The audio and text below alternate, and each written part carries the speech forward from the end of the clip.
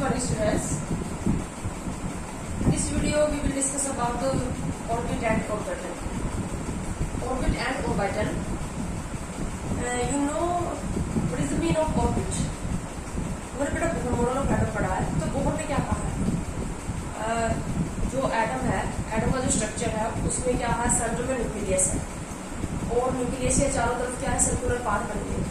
उस circular path को ही Bohr ने ऑर्बिट का नाम दिया। तो ऑर्बिट क्या है? एक सर्कुलर पाथ, न्यूक्लियस के चारों तरफ जो सर्कुलर पाथ बना है वो क्या है? ऑर्बिट। तो ऑर्बिट वर्सेस ऑर्बिटल।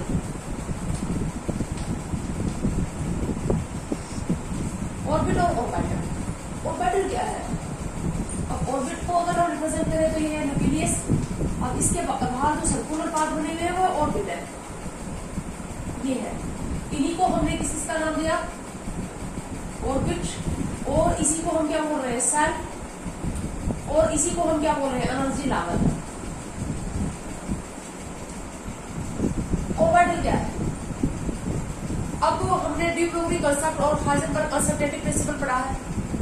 तो डी ब्रोगली क्या कहता है कि इलेक्ट्रॉन वेव की तरफ मूव कर रहा है, इसका मतलब वो एक सर्कुलर पाथ में मूव नहीं कर रहा, इलेक्ट्रॉन वेव की तरफ मूव कर रहा है न्यूक्लियस के चारों तरफ, ठीक है। और हाइजेनबर्ग ने क्या कहा कि इलेक्ट्रॉन जब वेव की फॉर्म में मूव करता है न्यूक्लियस के चारों तरफ, तो उसकी पोजीशन और मोमेंटम को हम दोनों को एक साथ 100% एक्यूरेसी के साथ मेजर नहीं कर सकते। यानी कि इलेक्ट्रॉन के पाए जाने की हम फिक्स पोजीशन नहीं बता सकते। एटम के अंदर ऐसा कोई रीजन नहीं है जहां पर हम ये कह सके कि इलेक्ट्रॉन यहाँ पर पाया जाएगा। हम इलेक्ट्रॉन के पाए जाने की सिर्फ प्रोबेबिलिटी बता सकते हैं, संभावना बता सकते हैं, कोई फिक्स नहीं कह सकते कि इलेक्ट्रॉन यहीं पर मिलेगा। तो इलेक्ट्रॉन की क्या होती है, एटम के अंदर इलेक्ट्रॉन की कोई फिक्स पोजीशन हम नहीं बता सकते। According to Heisenberg uncertainty principle we can determine और we can calculate only probability. Probability यानी संभावना, हम सिर्फ संभावना बता सकते हैं। And that three dimensional region around the nucleus in an atom where probability of finding the electron is maximum। क्या है ऑर्बिटल? मैं डेफिनेशन लिख रही हूँ, उसके बाद समझाऊंगी। Orbital three dimensional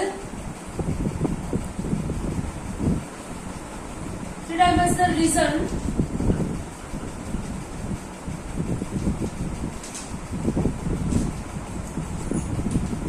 in an atom where probability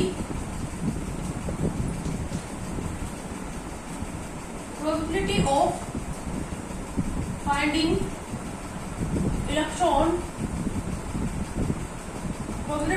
electron is maximum mean greater than 95%। एक ऐसा थ्री डायमेंशनल रीजन जहां पर इलेक्ट्रॉन के पाए जाने की संभावना 95% से भी ज्यादा हो। जैसे यहाँ पर क्या है, ये है न्यूक्लियस और यहाँ पर ये न्यूक्लियस के चारों तरफ की का रीजन है, और यहाँ पर एक रीजन है ऐसा जहां पर इलेक्ट्रॉन के पाए जाने की जो प्रोबेबिलिटी है, इलेक्ट्रॉन के पाए जाने की जो संभावना है, जो प्रोबेबिलिटी है, वो क्या है? 95% से भी ज्यादा है। तो ऐसे रीजन को ही हम क्या बोलेंगे? ऑर्बिटल। ऑर्बिटल भी बोल सकते हो, ऑर्बिटल भी बोल सकते हो, ठीक है। तो जहां पर वो थ्री डायमेंशनल रीजन, एटम के अंदर एक ऐसा थ्री डायमेंशनल रीजन जहां पर इलेक्ट्रॉन के पाए जाने की प्रोबेबिलिटी यानी संभावना मैक्सिमम हो, ग्रेटर देन 95% हो, उस रीजन को हमने क्या बोल दिया? ऑर्बिटल। तो अब अगर आपको डिफरेंस लिखना आ जाए ऑर्बिट और ऑर्बिटल में, तो ऑर्बिट क्या होता है? ये तो सर्कुलर पाथ है ना, तो सर्कुलर पाथ क्या होता है? 2 डायमेंशनल होता है, जबकि ऑर्बिटल क्या है? 3 डायमेंशनल है।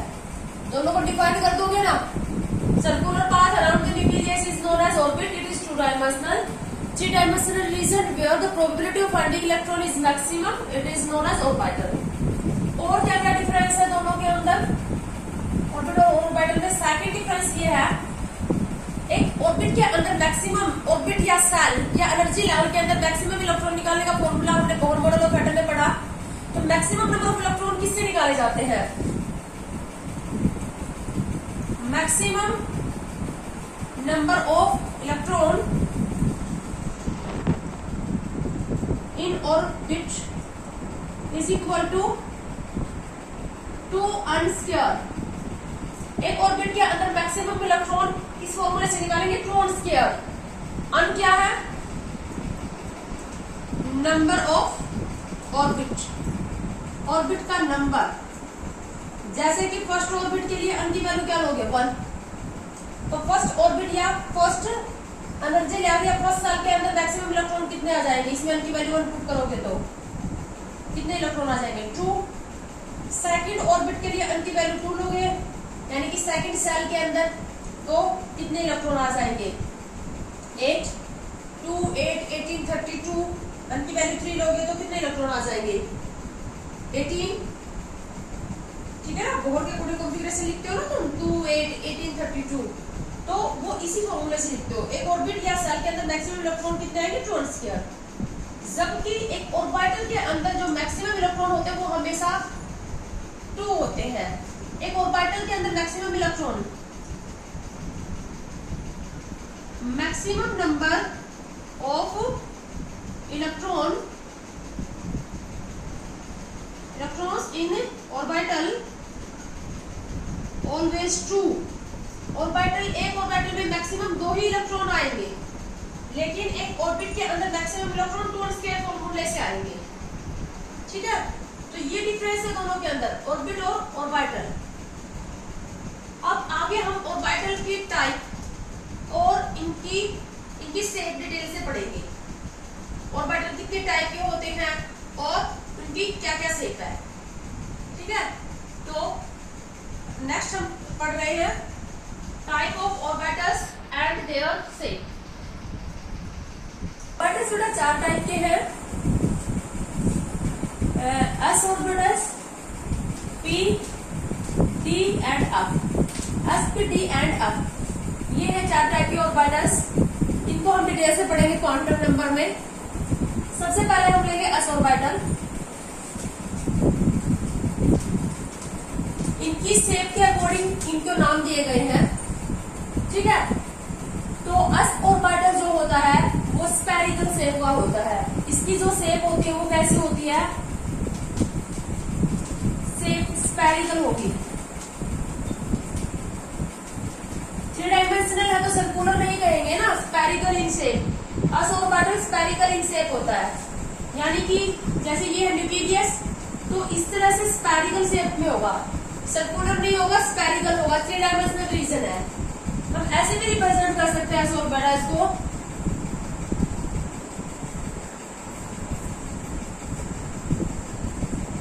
Spherical in shape. ठीक है, आपको अभी बस यही बात याद रखनी है, जो एस ऑर्बिटल होता है वो स्फेरिकल शेप का होता है। अब इसके अंदर एक और क्वेश्चन पूछा जाता है, number of nodal plane. Nodal plane क्या होती है? नोडल प्लेन, नोड जो होता है एक ऐसा रीजन होता है, नोड, जहां पर इलेक्ट्रॉन के पाए जाने की संभावना 0 हो, जहां पर कोई इलेक्ट्रॉन ना पाया जाए। नोड अगर नोड को डिफाइन करेंगे तो node the region where probability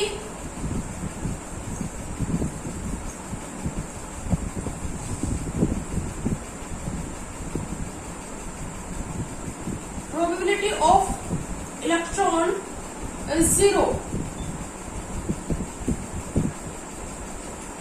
जहां पर इलेक्ट्रॉन के पाए जाने की प्रोबेबिलिटी 0 हो, जहां पर कोई इलेक्ट्रॉन ना मिले, ऐसा रीजन क्या कहलाएगा? नोड कहलाएगा। और नोडल प्लेन एक ऐसा प्लेन, एक ऐसी डायरेक्शन जहां पर एक ऐसा प्लेन जहां पर इलेक्ट्रॉन 0 हो, कोई इलेक्ट्रॉन ना हो। ठीक है, अब देखो जो एस ऑर्बिटल है वो स्फेरिकल शेप है। तो स्फेरिकल शेप है तो चाहे आप इस डायरेक्शन में जाओ या इस डायरेक्शन में जाओ, किसी भी डायरेक्शन में जाओगे, x axis, y axis, z axis, किसी भी एक्सिस में जाओगे तो वहां पर ऐसा कोई रीजन नहीं होगा जहां पर इलेक्ट्रॉन के पाए जाने की संभावना 0। ये ऑर्बिटल की जो शेप है ये किसको दिखा रही है? स्फेरिकल शेप है, यानी कि सभी डायरेक्शन में इलेक्ट्रॉन के पाए जाने की प्रोबेबिलिटी है। इलेक्ट्रॉन है हर जगह पर, तो हम ये कहेंगे कि जो s ऑर्बिटल है उसके अंदर नोडल प्लेन क्या होता है? 0। नो नोडल प्लेन, 0 का मतलब नो नोडल प्लेन, कोई नोडल प्लेन नहीं होता s ऑर्बिटल में due to it is spherical in shape. Spherical shape होने की वजह से सभी प्लेन के अंदर, सभी डायरेक्शन में इलेक्ट्रॉन के पाए जाने की प्रोबेबिलिटी होगी। कोई ऐसा रीजन नहीं होगा जहां पर इलेक्ट्रॉन के पाए जाने की प्रोबेबिलिटी 0 हो।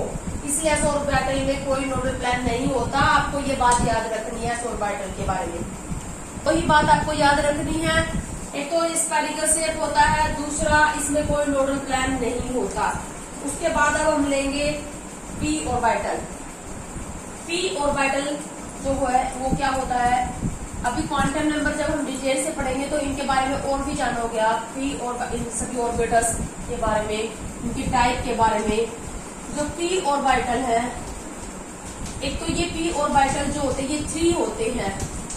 s ऑर्बिटल तो 1 था, s ऑर्बिटल कितना होता है?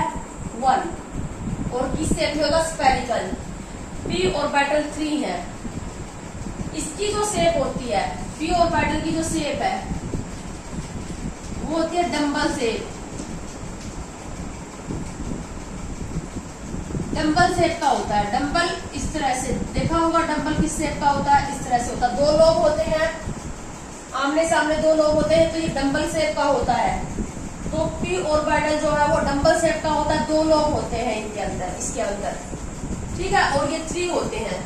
ये 3 किस बिहार के ऊपर होते हैं? जो 3 होते हैं उनकी एक होता है px, एक होता है py और एक होता है pz। px, py, pz, these are 3 types of p orbital and each p orbital is double in shape। सभी डबल शेप के ही होंगे, 2 लोब होंगे, ठीक है। यानी कि p ऑर्बिटल के अंदर जो इलेक्ट्रॉन डेंसिटी है वो इन लोब के अंदर मिलेगी। दोनों लोब के अंदर इलेक्ट्रॉन डेंसिटी पाई जाएगी। इलेक्ट्रॉन डेंसिटी लोब की फॉर्म में मिलेगी, ठीक है। तो अब px क्या होगा? px अगर मैं इसको x एक्सिस मानूं तो ये जो लोब होगा ये x एक्सिस के ऊपर होगा। यानी कि px ऑर्बिटल के अंदर जो इलेक्ट्रॉन डेंसिटी होगी वो x एक्सिस के ऊपर होगी। x एक्सिस के ऊपर लाई करेगा लोब। x एक्सिस के ऊपर लोब मतलब इलेक्ट्रॉन डेंसिटी, यहाँ होगी इलेक्ट्रॉन डेंसिटी। इलेक्ट्रॉन के पाए जाने की जो संभावना होगी वो दोनों लोब के अंदर इक्वल होगी और x एक्सिस के ऊपर px। अब number of nodal plane, number of nodal plane जो होंगी वो 2 होंगी। ऐसे 2 डायरेक्शन है जहां पर इलेक्ट्रॉन के पाए जाने की संभावना 0 है। तो px के अंदर 2 नोडल प्लेन होंगी। नोडल प्लेन होंगी 2, कौन कौन सी? नोडल प्लेन 2 होंगी, कौन कौन सी? y और z, ठीक है। y एक्सिस के ऊपर और z एक्सिस के ऊपर कोई इलेक्ट्रॉन डेंसिटी नहीं है, कोई लोब नहीं है। इलेक्ट्रॉन डेंसिटी कहां पर है? x एक्सिस पर। इसी तरह से py, जो py है वो उसमें क्या हो जाएगा? जैसे ये y एक्सिस है तो y एक्सिस के ऊपर लोब लाई करेगा। लोब जो होगा वो y एक्सिस के ऊपर होगा। इलेक्ट्रॉन डेंसिटी y एक्सिस पे लाई करेगी तो py, z एक्सिस पे लाई करेगी तो pz। इसमें भी 2 नोडल प्लेन होंगे, कौन कौन से? x और z। इसी तरह से हमारे पास pz में जो इलेक्ट्रॉन डेंसिटी है वो किस पे लाई करेगी? z एक्सिस के ऊपर। लोब किस पर लाई करेंगे? z एक्सिस के ऊपर। तो इलेक्ट्रॉन डेंसिटी जो होगी वो z एक्सिस पे लाई करेगी। तो नोडल प्लेन यहाँ पर भी 2 हो जाएंगे, कौन कौन से? x और y। 2 नोडल प्लेन होंगे, ये आपको याद रखनी है। s ऑर्बिटल में कोई नोडल प्लेन नहीं होता। p ऑर्बिटल 3 है, px, py, pz depending upon the electron density present on which axis. x axis के ऊपर अगर लोब लाई करते हैं, इलेक्ट्रॉन डेंसिटी है तो वो px। नोडल प्लेन हो जाएंगे y और z। अगर y एक्सिस के ऊपर लोब या इलेक्ट्रॉन डेंसिटी लाई करती है तो py। इसमें लोब हो जाएंगे, नोडल प्लेन कौन कौन से हो जाएंगे? x और z। अगर जेड एक्सिस के ऊपर इलेक्ट्रॉन डेंसिटी लाई करती है या लोब लाई करते हो तो वो होगा पी जेड, वहां पर दो लोब हो जाएंगे एक्स और दो नोडल प्लेन हो जाएंगी, कौन कौन सी, एक्स और वाई, इन दोनों डायरेक्शन में कोई इलेक्ट्रॉन डेंसिटी नहीं होगी। उसके बाद हम लेंगे डी ऑर्बिटल। थर्ड है हमारे पास डी ऑर्बिटल। शेप क्या है डी ऑर्बिटल की, डंबल शेप। जो डी ऑर्बिटल है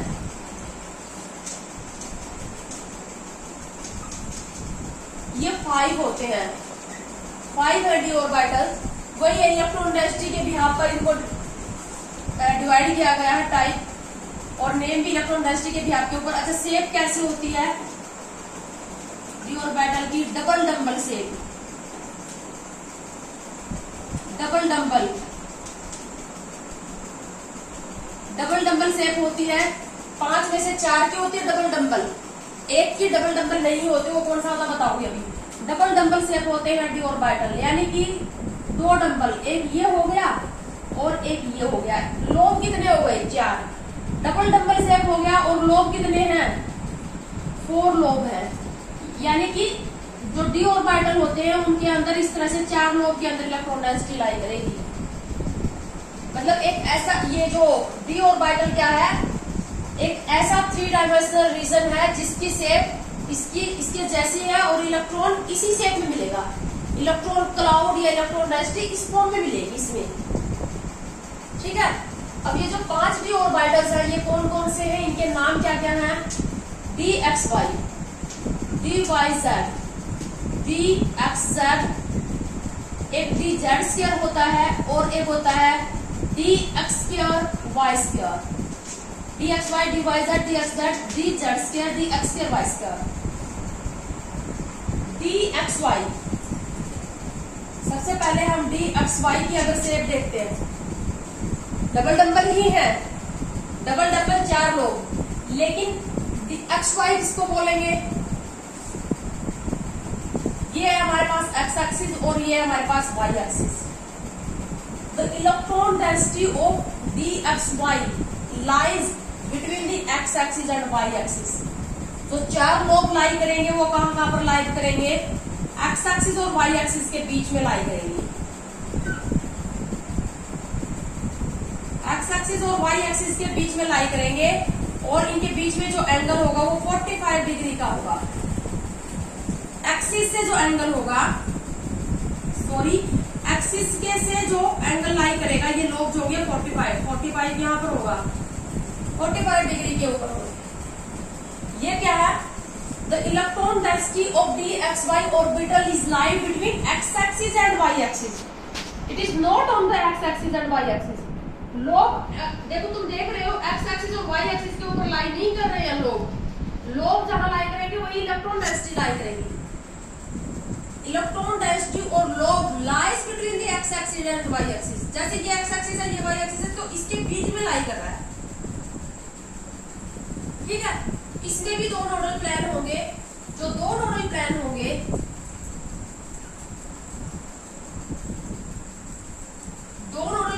इसमें भी कौन कौन से होंगे, एक तो एक्स जेड और एक होगा वाई जेड। तुम्हें कैसे याद रखने हैं, देखो 3 डायमेंशनल रीजन है, ऐसे समझ में नहीं आएगा, सिर्फ याद रख लो। 2 एक्सिस है एक्स और वाई, और कौन सी एक्सिस गायब है, जेड। तो एक बार इसके साथ जेड लगा दो, एक बार इसके साथ। 2 नोडल प्लेन कौन कौन से होंगे, एक्स जेड और वाई जेड, ठीक है, डबल डंबल से।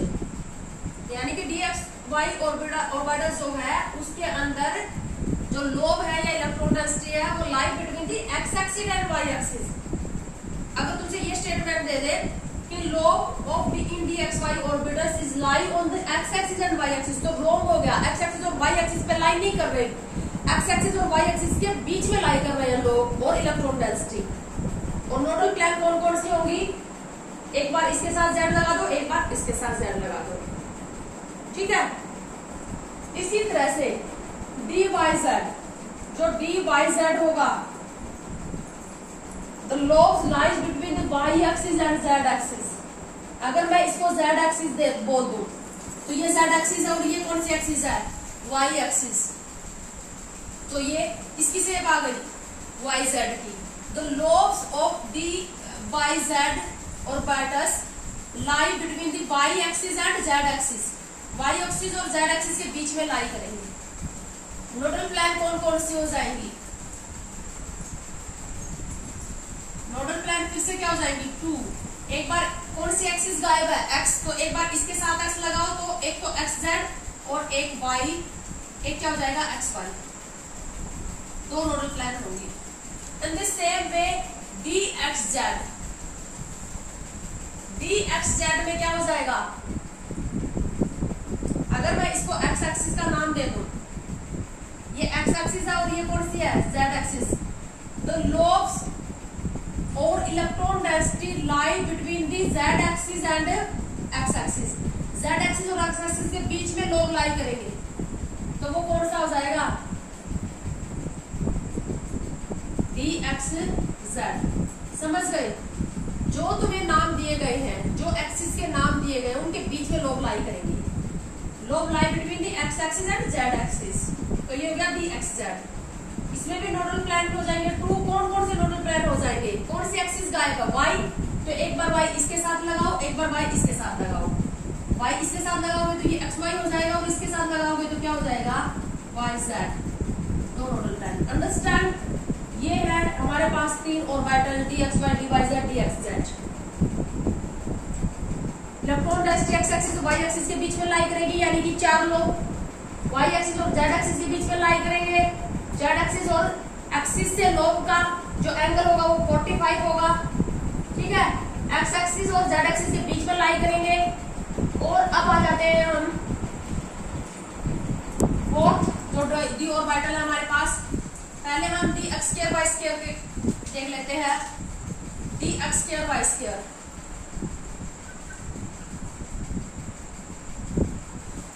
इलेक्ट्रॉन डेंसिटी जैसे कि हमारे पास एक्स एक्सिस और ये वाई एक्सिस है, तो अब d x square y square orbitals के अंदर जो लोब्स होंगे या जो इलेक्ट्रॉन डेंसिटी होगी वो एक्स एक्सिस और वाई एक्सिस के ऊपर होगी। जैसे ये एक्स एक्सिस है और ये क्या? Y axis. तो लोब एक्स एक्सिस और वाई एक्सिस के ऊपर लाई करेगा।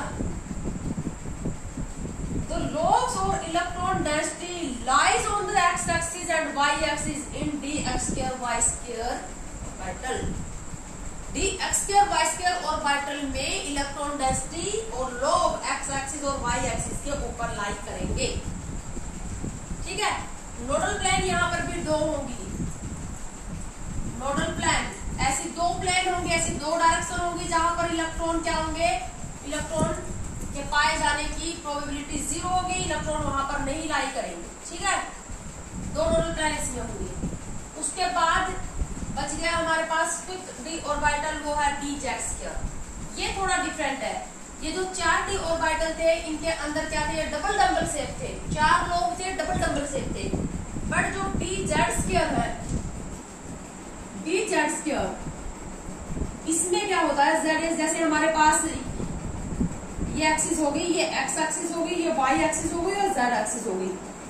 तो इसकी जो होगी, एक तो इसके लोब्स होंगे वो जेड एक्सिस के ऊपर लाई करेंगे। एक तो लोब जेड एक्सिस के ऊपर लाई करेंगे, प्लस एक लोब जो होगा, एक इलेक्ट्रॉन डेंसिटी जो होगी वो एक्सिस के सेंटर, सभी एक्सिस का सेंटर है ना ये। Electron density lies on the centre of the axis and also lies on the Z axis. 2 lobe होंगे जो जेड एक्सिस पर लाई करेंगे, यानी कि इलेक्ट्रॉन डेंसिटी जेड एक्सिस पर 2 लोब की फॉर्म में लाई करेगी। दूसरा, electron density also lie on the centre of the axis. सभी एक्सिस के सेंटर में भी सर्कुलर फॉर्म में, स्फेरिकल फॉर्म में इलेक्ट्रॉन डेंसिटी होगी। अब यहाँ पर स्फेरिकल फॉर्म में इलेक्ट्रॉन डेंसिटी एस ऑर्बिटल की तरह, तो कोई भी ऐसी प्लेन नहीं होगी जहां, अब कोई ऐसी प्लेन नहीं गुजरेगी जहां इलेक्ट्रॉन पाए जाने की संभावना 0 हो। नहीं निकलेगी ना यहाँ से, क्योंकि स्फेरिकल फॉर्म में एक्सिस के सेंटर में भी इलेक्ट्रॉन डेंसिटी है। तो अकेला डी जेड स्क्वायर ऐसा ऑर्बिटल है जो डबल डबल शेप नहीं है और इसमें नोडल प्लान क्या होता है? 0 नोडल प्लान होता है। बाकी सभी में 2-2 नोडल प्लान थे, बाकी सारे डबल डबल शेप थे, 4-4 लोग थे। बट डी जेड स्क्वायर में की शेप क्या होती है, इसमें दो ही लोब होते हैं, ये डम्बल शेप ही होता है, but electron density also lie on the centre of the axis and there is a no plane is passing where the electron density is zero, nodal plane is zero. तो बेटा ये है। उसके बाद हमारे पास है अप ऑर्बिटल। अप ऑर्बिटल्स की शेप ना ही तो आपसे पूछी जाएगी ना अब तक डिफाइन की गई है। अप ऑर्बिटल सिर्फ आपको ये बात याद रखनी है कि अप ऑर्बिटल जो होता है, एक तो ये लीफ शेप होता है, लीफ के जैसा काफी कॉम्प्लिकेटेड स्ट्रक्चरल लीफ शेप होता है, और दूसरा ये होते हैं 7। इनका जो नंबर है अस ऑर्बिटल 1 क्यों है, P3 क्यों है, D5 और अब 7 क्यों है, इनको हम क्वांटम नंबर से समझ लेंगे। ठीक है, आपको अप ऑर्बिटल की शेप सिर्फ ये बतानी है कि ये लीफ शेप होता है और ये 7 होते हैं, काफी कॉम्प्लिकेटेड इनकी शेप होती है, इनका डिस्कशन हमारे सिलेबस में नहीं है। इस वीडियो में हम इतना ही लेंगे, नेक्स्ट वीडियो में हम लेंगे क्वांटम नंबर।